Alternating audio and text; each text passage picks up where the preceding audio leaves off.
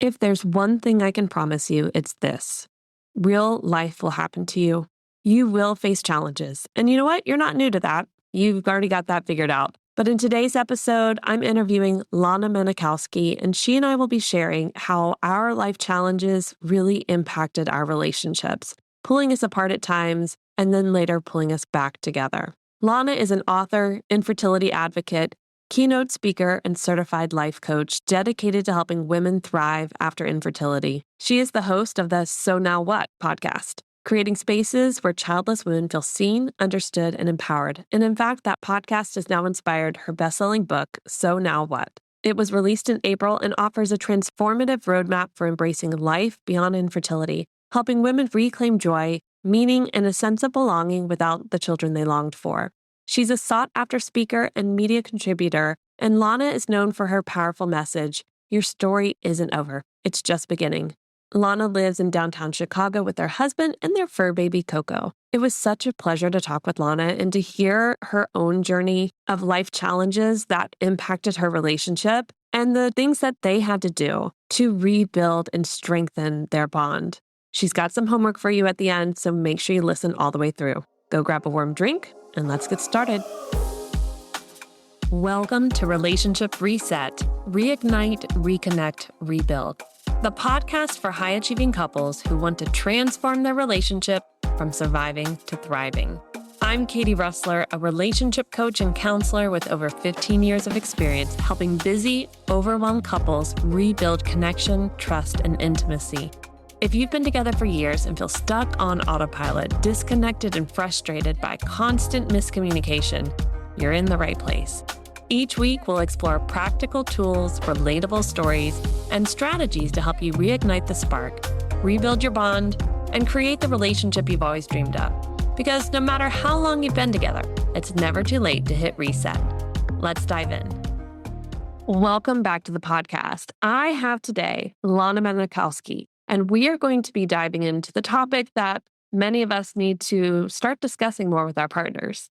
How do we reconnect after going through life challenges? And Lana specifically is going to be sharing with us from her own story and the work that she does with many of the infertility journey that she's gone on.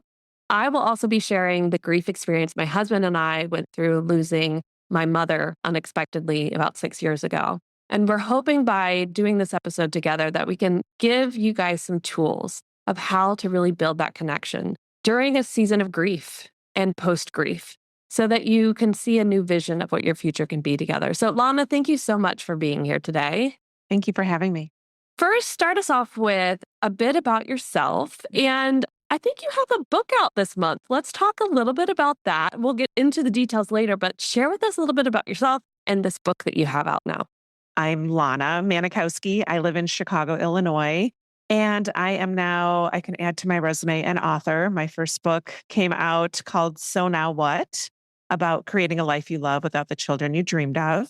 Well, we'll probably go a little bit more into what brought me to that, so we can talk about that later. But to give you an overview about me, I am a happy 50-year-old. I always feared turning 50, and I am somebody who realizes that when you create a life that feels meaningful and connective to you, age is not an issue. So I like to lead with that because I think a lot of us fear aging. And overall, I am a certified life coach, and I help women create a life they love, even when it looks different than they thought it was going to be. Yes. Congratulations, first of all, on being an author and having this great book that's out there. And welcome to the club. It's a fun club to be a part of. Keep writing. It's so much fun to keep putting stuff out. So I can't wait later on to learn more about So Now What, because I know it's going to serve so many of our listeners. But I really want to start us off with, if you don't mind sharing a bit about you and your husband's journey and the challenges that you faced before we get into really how do we connect, because I'd like to kind of see what that experience was like for you. Yeah, well, for us, my husband and I got married. I was 35.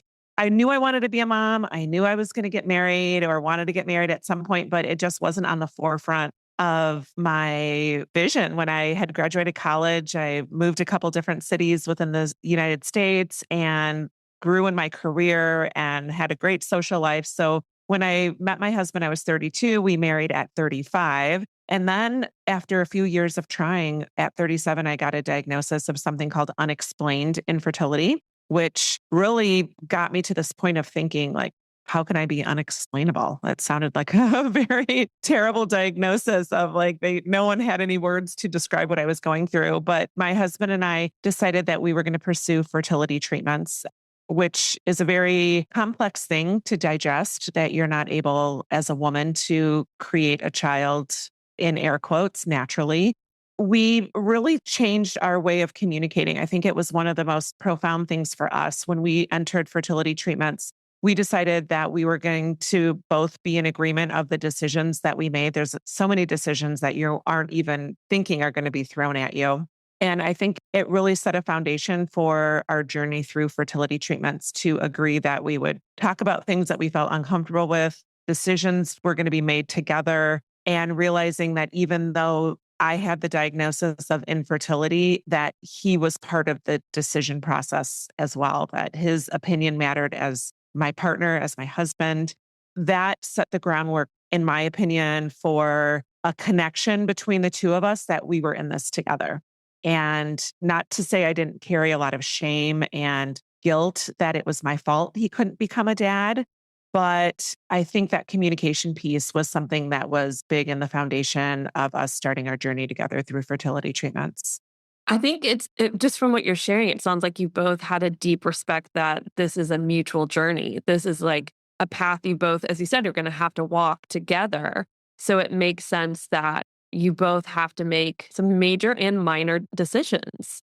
When you receive a diagnosis like that, and it does rock your world, and you're thinking, again, like you said, this is my body that's creating this unexplained whatever, to still want to lean into your husband, because so many would avoid, right? So many would pull away, shut them out, push them away. And maybe you went through a phase like that. But how powerful to still come back together and say, no, this has to be us. Because in the beginning, it was us. And then we had a dream. And then we decided to try to make it happen. And it's not going to happen this way, right? So, no, it's about us again. And you came right back together.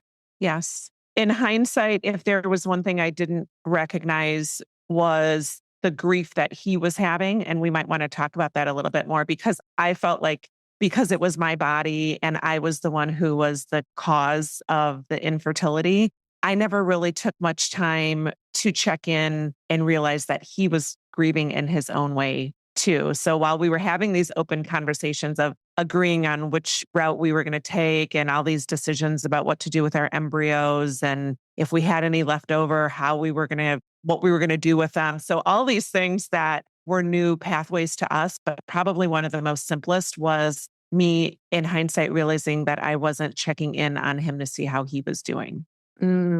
That's huge.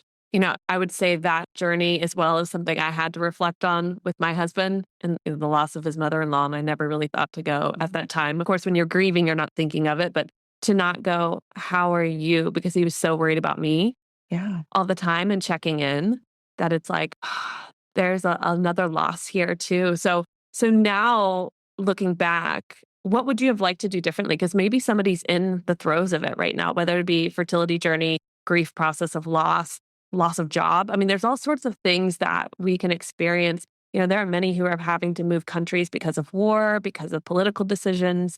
What do you wish you would have done differently? Yeah, I think just acknowledging, I realize, like, if this were to be, say, my script of what I would maybe practice off of, would be something along the lines of, I know it seems like I'm going through so much and this has been really hard for me, but I want to know, how are you?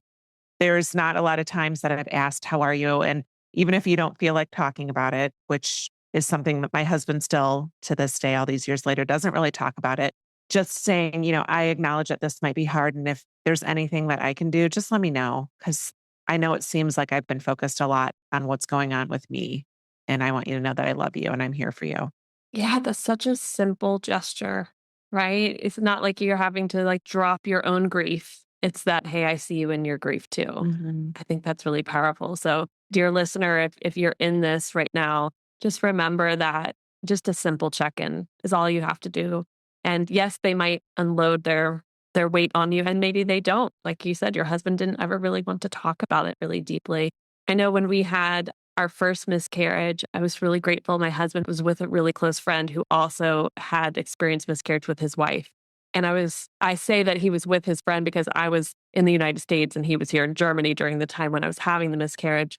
And I thought, how beautiful that you've got a guy buddy there who can sit with you and go, I know this. Like, I know this. I'm here, and check in on you, because I couldn't do that at that time. So, how powerful it is if we can also connect them with people in their lives, or they can reach out if they're comfortable, of other people have gone through challenges. Just again, just to be like, how are you? I'm here if you need something. Not, I'm going to fix it. I'm going to take over. I'm going to do any of these things, but to just be present. Absolutely. Well, let's start to talk a bit about how does the connection get affected for a couple when they're going through challenging times? What are things that you notice? For me, I felt a lot of shame and guilt that he married me. Mhm. And I'd think to myself, like, if he had just married someone else, he wouldn't have to have gone through this financially. It was an, extreme burden to pay for fertility treatments here in the US. A lot of fertility treatments are not covered. So there was a financial strain for us. There was emotional strain for us, even though I felt like we were communicative amongst each other. There was just this guilt that I carried that because of me, he now had this future that he probably didn't dream about. And had he just married the girl before me or the one after me, maybe he could have achieved his dream of fatherhood. I think also too with his parents, feeling guilty that I was their last chance to become grandparents. And not only did that ripple effect hit him, it hit his parents too, who I loved dearly. So for me, it was a lot of the introspection of seeing myself as the fault of many people's broken dreams. And I think that was really hard for me because he never said anything, right? It was Mhm. he had his opportunities to share what he wanted to share, or when I would fall apart, he would comfort me and be there for me, but I never really told him the guilt that I carried. And I kept that sort of a secret too. And in hindsight, I see how I wish I would have communicated about it more to him, because even though now I know it's not true, and probably then I knew it wasn't true, it would have been a better connection point, I think, for us in that journey, for me to have been more open and honest about the guilt and the shame I was carrying about that.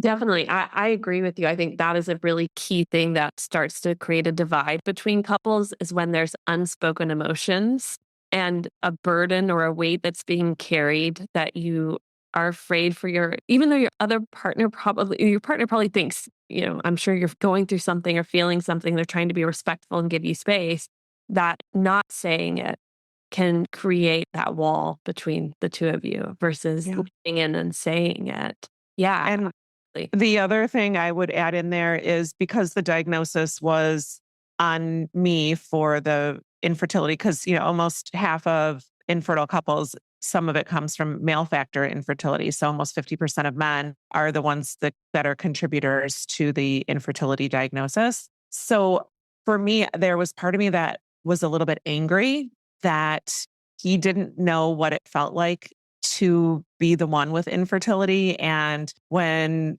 we'd be in the lab or he'd get his test results back when they would do a semen analysis or something of that sort before I was doing my IVF cycles, I remember the lab director like gave him his results and like high-fived him. And for me, it was like, gosh, like that hit really hard. And I know it wasn't intended to hurt me, but it was like, yeah, man, like you got this. And then to be the one who was the 100% contributor of this, it was just for me a really big slap in the face. Yeah, those external factors, the external feedback that tells us, here's your role and here's your role. Absolutely.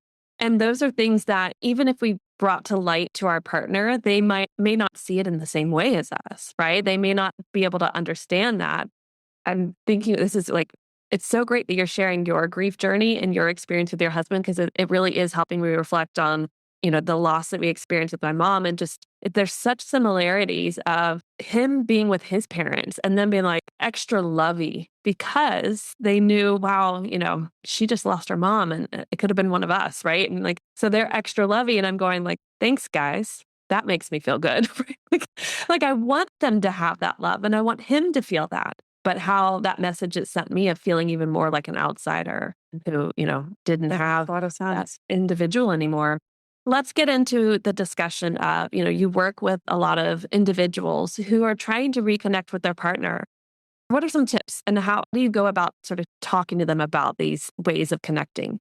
Yeah. Well, what many women struggle with when they find out that they're not going to be biological moms, and the women I work with also know that they're not going to adopt, they're not going to do surrogacy or foster to adopt or anything of that sort. So these are women that know that they're moving forward in a childless future. And for many of us who are in partnered couple, partnered relationship or have a expectation or got married or became one with that person, thinking that they were going to have children, it could feel very hard and almost questioning of your marriage or your relationship of what's going to keep you together for the next, say, 50, 60 years.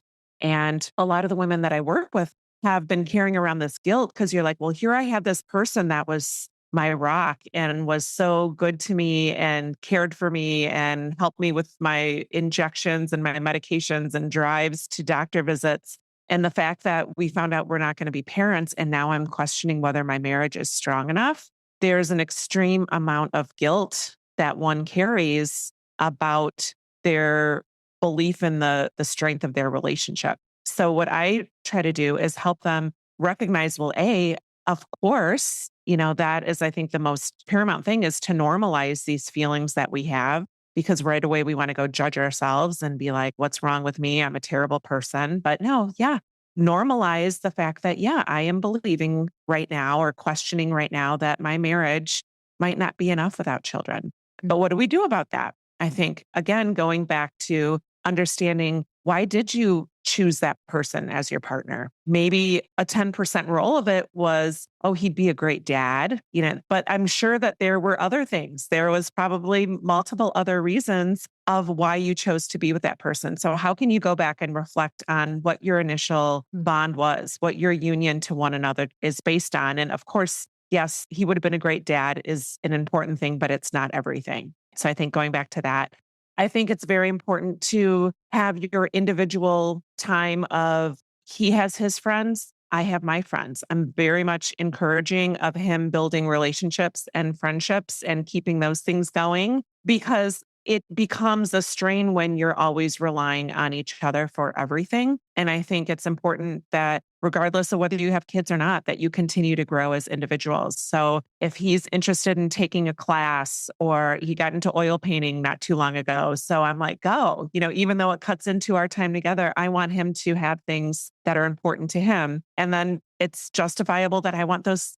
same things for me. And I want to go on my girls' trips. And he goes on his guys' ski trip every year. And so really encouraging us to have our own personal separate lives. But when it comes to us together, something that I love to do, and I do this on our anniversary, is decide what do we want more of in this year ahead? Instead of focusing on what didn't happen or the things that didn't go well, like how can we build some goals together or identify some points in our future in this next year that we want to start to achieve. So I think goal building as a couple is really important and it allows you to share your dreams a little bit and be vulnerable and say, hey, one of the things my husband said is I'd love for us to go do Latin dancing classes. We did that when we were dating. And at our last anniversary, he's like, I want us to do some salsa and merengue classes again. So it's like fun stuff that you can bring back into the relationship and feel like you're dreaming as a couple again.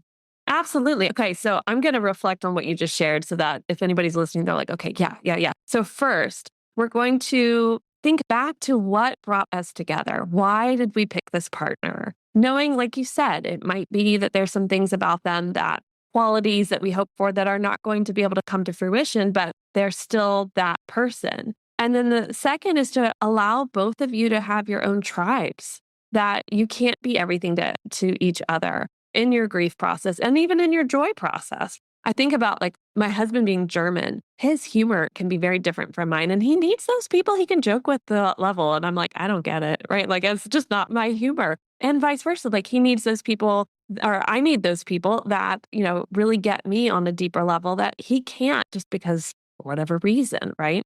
then you shared really being able to sit down, and I love that you do this on your anniversary. We love to do it at the beginning of the new year and say, what are our goals for things to do together, the things we're going to enjoy more together? And that's about your relationship, not we want to clean out the garage by this point, or this year we're finally going to organize our paperwork and do our taxes sooner. No, it's about the relationship. What do we want to do to bring more excitement, more adventure, more connection? So I love that. What other, tips do you have for us in reconnecting after challenges? Yeah, so this is a cute thing, and I have to give my husband credit for this. So if anyone's watching on video, you can see this is a cute little piggy bank, which a lot of times I think piggy banks are associated with babies.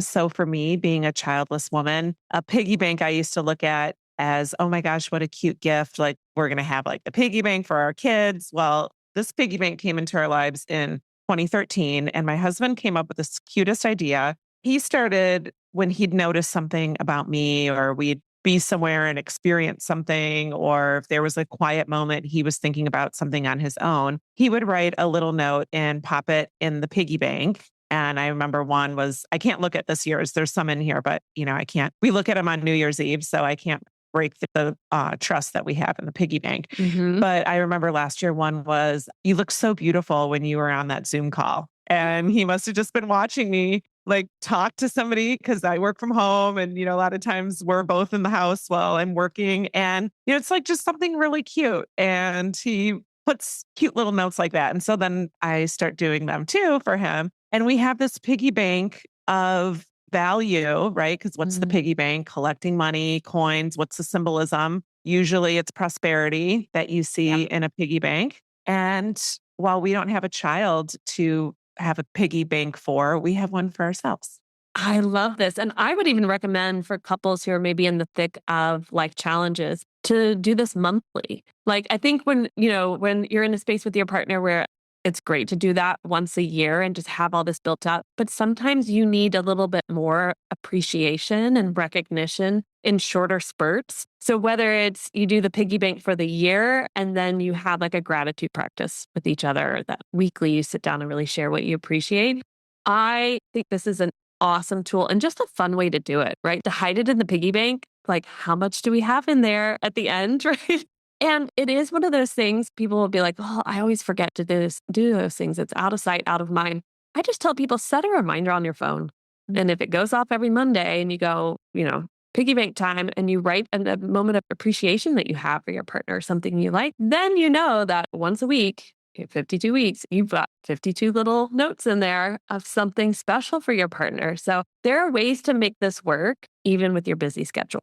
Yeah. And I think also put the piggy bank somewhere that you see it. So like sitting out in the kitchen counter or somewhere that it's not tucked away in a closet. Cause I think too, it's like a reminder like, oh, here's in addition to like the reminder on the phone, like if you're in the moment of something, you're like, oh, I should just drop it in now and put a little something in there. He did something really cute today, or I noticed this when we were out together on date night, something like that. Oh, I love that. I worked with a couple who we were doing premarital counseling, and they had it was actually like a see-through picture frame that was sort of thick, and you could put coins in there because, here in euros, here, the €1 and €2 coin, but it was their honeymoon fund.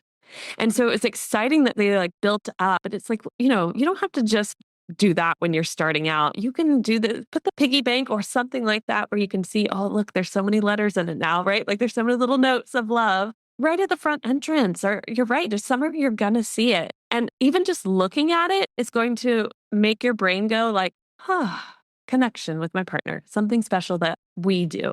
Yeah. And I think you also that it's positive reinforcement, right? Because I haven't gotten through one of the notes that wasn't something beautifully said or thought of me. So every time I look at the piggy bank, I'm like, I get this like, oh, I love it. Like I'm loved, I'm recognized, I'm seen in my relationship. So I feel like there's just this positive reinforcement of having it out to just remember what it symbolizes. Definitely. I agree. Now, I know that in your relationship, something that's really important to you and something that's important that you teach is that we really focus on how we can be an inspiration to each other rather than, I always think of it as a lighthouse versus a tugboat, right? Like the tugboat's like, oh, come on, do this. let's get healthy together this year. Let's do this together. Instead, really being that lighthouse of inspiration. Will you speak a bit to that and how that can help us to connect more?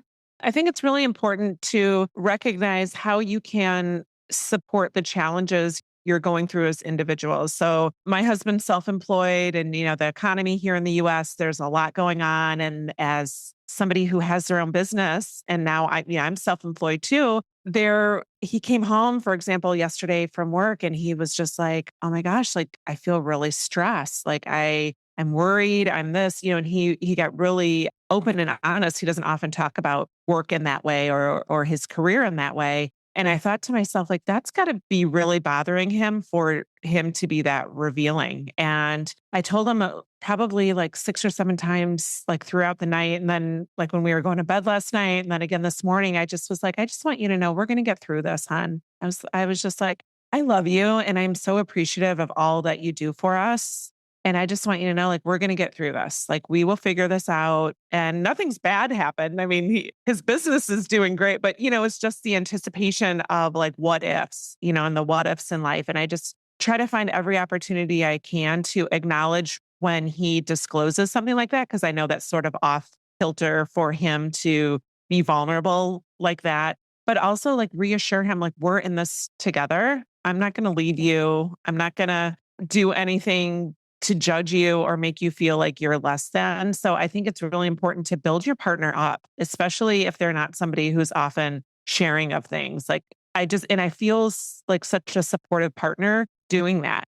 A little bit off topic, but his mom passed away in 2019 and that was like his biggest cheerleader. And I think to myself sometimes, like, who's there to tell him that they're proud of him anymore? And I want to be that person. And so I think it's important to let your partner know how they're seen and how they're recognized. And when they have a tough day, like, instead of adding to it, just take a moment to recognize them. So I went on a little bit of a tangent there, but it was fresh off the press for us. No, you just sort of spoke to my husband and I's journey because when my mom died, she was a large part of my compass and my cheerleader in life. And my husband knew with that role gone that was for him kind of a way to step up, but it was never his strong suit to be that way. Words of affirmation were never his, like, he's a man of action, right? A few words. The times that he was able to step up in the ways that I needed him to were really impactful because I knew him well enough to know, like, wow, if you got these words for me right now, this really means something even deeper than just, oh, yeah, you're good, but to really say that. So you're right. We often have to be and need to be that inspiration for each other. And it's not just in what we say, but for those of you who are more action oriented, it's also in how we be, like what we're doing and how we show up in our relationship. And if your partner and you are in a season of negativity and challenges, this isn't the time to problem stack on top of your partner of all the issues you see in them. This isn't the time to be like, I don't like that you're like this. Because if you think about it, we're in fight or flight when we're in that space, right? And if you're constantly in fight or flight, it's hard to see any hope. It's hard to see the light at the end of the tunnel. You just feel this constant challenge weighing on you. So you're not going to be taking a deep breath before you say that thing. You're not going to be, always mindful to not roll your eyes or huff or interrupt or whatever, right? Our communication's going to suffer. So being able to give each other grace during that time. And like you said, and if one of you's in a space where you can be more of that inspiration to the other, how beautiful that is to hold your partner's hand, not fix it for them, but to give them that cool glass of water as they're going through the fire, I think is so essential. I love that you brought that up. Thank you. So in sort of wrapping us up, is there any other tools that you would suggest we try? Or you've mentioned in the beginning a lot about really open communication. How important is we have open communication? Do you have tools that you like to give individuals or couples you work with on how to improve their communication after dealing with such challenges? I think one of the most powerful things that I like to teach in my coaching practice is understanding what the story is that you're telling about your relationship or about your marriage without children. And a lot of times I've noticed that the story that we tell is often one that doesn't have us seemingly happy, seemingly moving on to a future that feels fulfilling and motivational.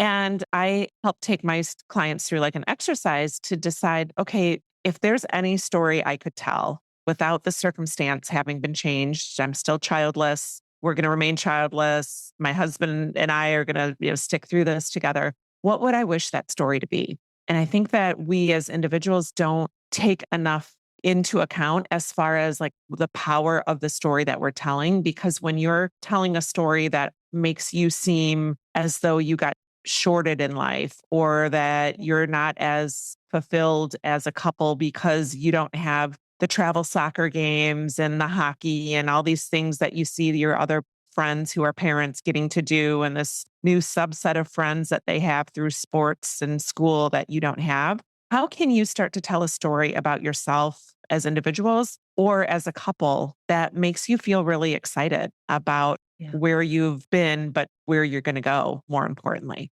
Understanding that our story can be told only by us. And while society oftentimes looks at couples who are childless, not by choice, as the worst case scenario, that doesn't have to be the story that you believe about yourself. Right. And I do think often people lead with an apology for the life that they have. Like, oh, oh, I'm sorry. Well, we have more time because of this. And it's like, well, you don't need to apologize for your life.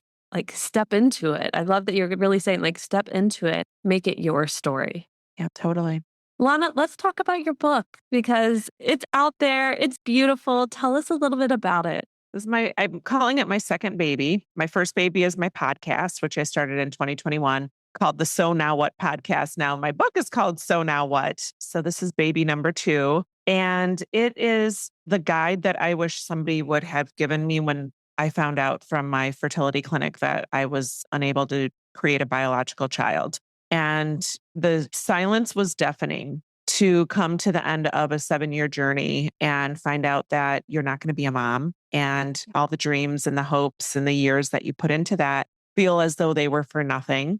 There was not even a referral to a therapist that was given to me. There was no call to check in to say, what did you decide? Because I had been given options for adoption and donor conception, and we contemplated it and never got a call to say, what did you decide? Can we still help you? Is there anything? So I thought maybe I was the only one, because when you don't hear being childless as a okay option in your next step in this treatment journey or this fertility path, it makes you think, well, if there's no resources and there's no one talking about it, then it must not be that popular of a thing or something that people are assisted with. So I felt like I was the only one who couldn't figure out how to create this life with children. So I sat for a very long time thinking that my life was going to be at 80%. And, not only in my relationship with my husband, but as I try to feel connected to my friends with kids, and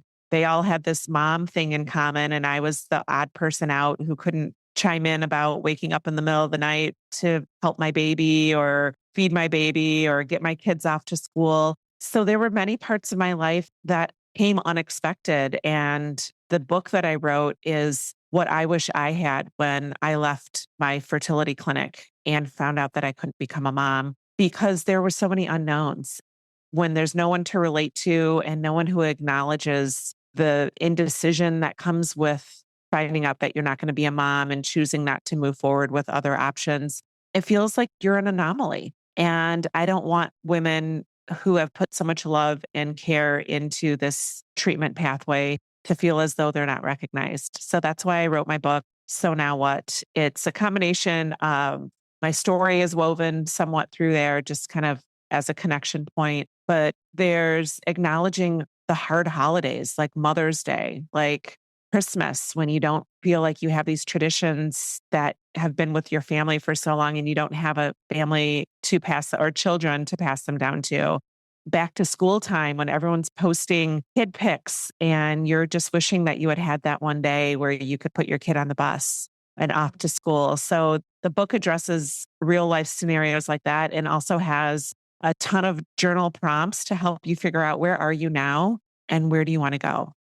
I'm very proud of how well it's doing. It just launched right now in April. It was #1 new book in both the fertility and infertility categories on Amazon for 6 days straight. And it just as excited I am, there's also this I'm not surprised because there are just so few resources. And I'm proud to have created something from a place where I felt so much despair and so much disconnection for so long when my journey ended without children.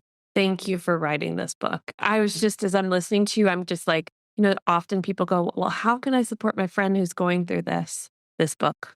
Yeah. Send them this book, right? Give them a resource because you just said it. You left the clinic with no resources and no support. This book is going to be that for people. So if you're listening and you know someone, even if they're 2, 3 years post their journey, I imagine reading this book will be healing for them to go, yes, someone's finally putting it to words. That is amazing. Thank you. Yeah. And I had a friend reach out to me. She read it just to support me. She has an autistic child. And she said, I can't tell you how much of this book related to me being a mom of a child who isn't air quotes mainstream, and how I felt like what you were going through and the things you wrote about were attributable to, me as a mom with an autistic 20-year-old. So I felt really proud of that too, that it's not just for women who've navigated this, but anyone who has this unexpected challenge where life turns out different than you thought. It's exactly that. So now what? Yeah. Right? Well, if people want to connect with you after this episode, how can they find you? I'm most active on Instagram, Lana.Manikowski. My podcast, the So Now What podcast, is in all the what is it? Apple, Spotify, Yep. the whole nine. And my website, lanamanikowski.com, has all my upcoming events and things that are going on in my world of life coaching. Great. Thank you again for being here. I'll make sure all those links are in the show notes for those who want to check out the book, check out the podcast, and see your website or follow you on Instagram. I am so glad we got connected. And I want to say a big thank you to Abby Feeder, who connected us. Make sure you go listen to her episode with her husband, Isaac. It's been a pleasure. And I'm grateful you were willing to share your journey and the tools that you teach others to really start to rebuild connection after fertility journeys that we can go on, but also in general life challenges. And it's kind of like, so now what for our relationship, right? So now what? You just gave us some tools for so now what? Well, thank you for having me. It's beautiful talking to you. And thanks to all your listeners. I can see why they listen to you because you just have such a beautiful, calming way of sharing the information that you share. Thank you, Lana. I really appreciate that. And dear listeners, we'll see you next week. Thanks for tuning in to Relationship Reset. If you found this episode helpful, share it with a friend who might need it too. Don't forget to rate and review the podcast. It helps more couples discover these tools to rebuild their connection too. And be sure to hit subscribe so you don't miss next week's episode. It's gonna be a good one. Your relationship is worth the work, and the rewards, totally worth the effort. See you next week.